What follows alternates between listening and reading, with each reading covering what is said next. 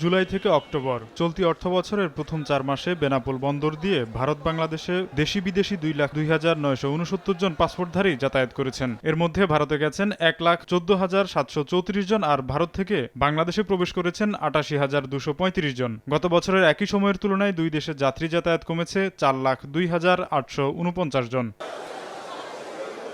বন্দর কর্তৃপক্ষের হিসাব, যাত্রী যাতায়াত কমে যাওয়ায় ওই মাসে ভারত সরকারের ভ্রমণ খাতের রাজস্ব কমেছে প্রায় ৪২ কোটি টাকা আর বাংলাদেশের কমেছে ৩২ কোটি টাকা। এখানে কোনো রকম হয়রানি ছাড়াই যে কেউ এসে খুব দ্রুত বৈধ কাগজপত্রের মাধ্যমে বাংলাদেশ থেকে ভারতে এবং ভারত থেকে বাংলাদেশে প্রবেশ করতে পারে। ভ্রমণকারীরা জানান, ভারতীয় নাগরিক তুলনামূলকভাবে সহজে ভিসা পেলেও বেগ পেতে হচ্ছে বাংলাদেশিদের।